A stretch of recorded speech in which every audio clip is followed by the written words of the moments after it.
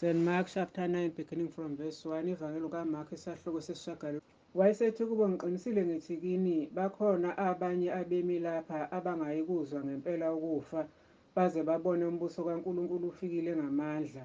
Emva kwezinsuku eziyisithupha uJesu wathatha uPetru noJakobe noJohane wakhuphukela nabo entabeni ende bebodwa. Waphenduka esinye isimo phambi kwabo. Izingubo zakhe zacwazimula zaba mhlophe qwa, ngangokuba umhlanzi wasemhlabeni angezenze zibe mhlophe kangaka. Kwabonakala kubo u-Eliya noMosi babekhuluma noJesu. Wathatha uPetru wathi kuJesu, Rabi, kuhle ukuba silapha. Masakha amadokodo amathathu, elinye libe ngelakho, elinye libe ngelikaMosi, elinye libe ngelika-Eliya. Wayengazi ukuthi uza kuphendula ngokuthini, ngokuba babesaba kakhulu. Kwase kufika ifu libasithibeza. Kwavela izwi efini lithi, Lo uyindodana yami ethandekayo, izweni. Kwathi masinyane beqalaza ababe besabona muntu, kuphela uJesu yedwa enabo. Besehla entabeni wabayala kuba bangatsheli muntu abakubonileyo, indodana yomuntu ingakavuka abafileyo. Bazigcina leluzwi bebuzana ngokuthi kuyini lokho ukuvuka kwabafileyo.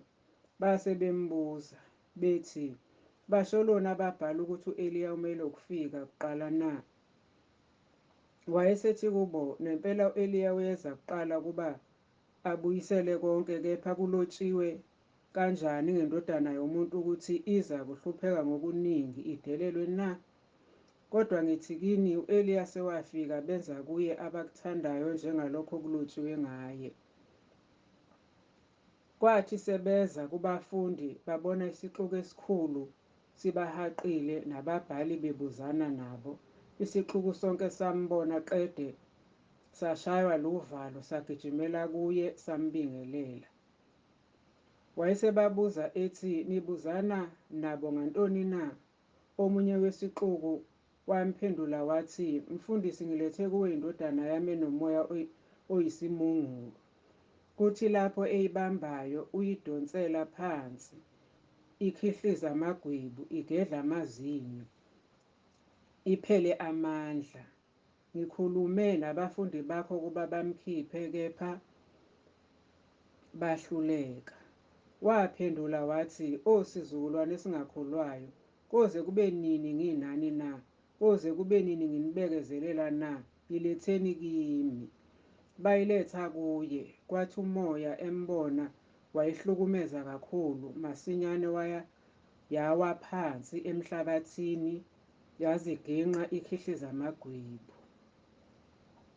Wayesebuza kuyise ukuthi isikhathi sesingakanani ifikelwe yilokhu na? Wathi, kwasebuntwaneni. Uyiphonse kaningi emlilweni nasemanzini ukuba ayibhubhise.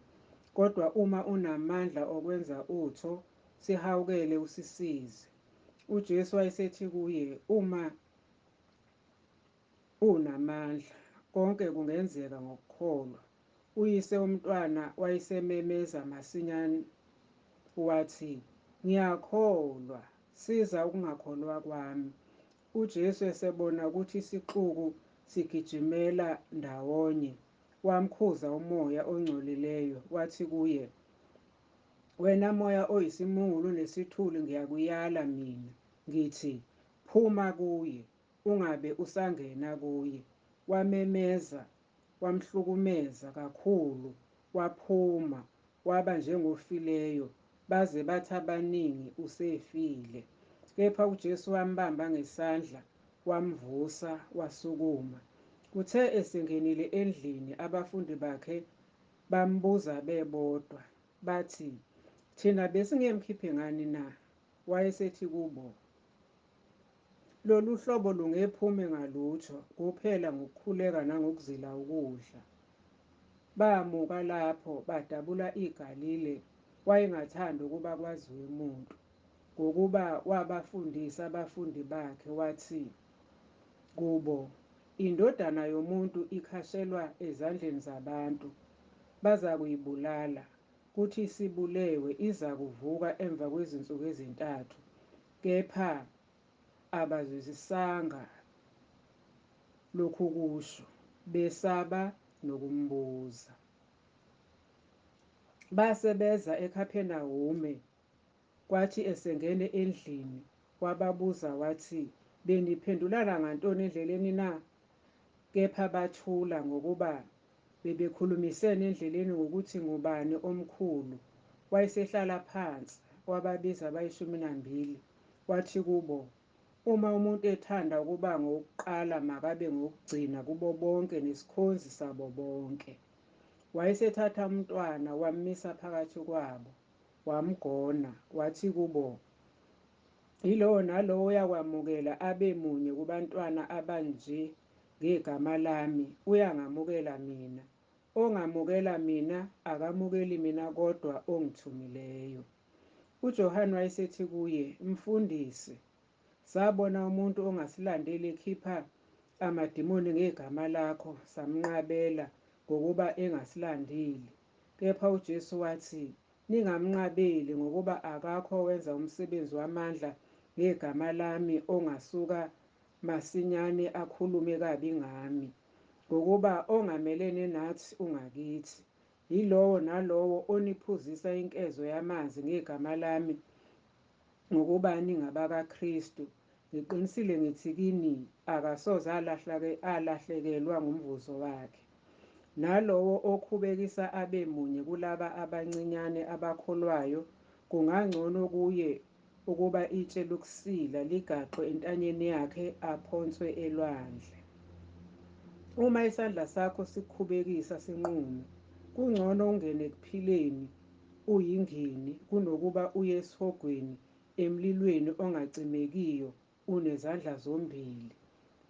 Lapho impethu yabo ingafi nomlilo ungacimi. Uma unyawo lwakho lukukhubekisa lunqume, kungcono ungene ekuphileni ulunyonga kunokuba uphonswe esihogweni emlilweni ongacimekiyo unezinyawo zombili. Lapho impethu yabo ingafi nomlilo ungacimi.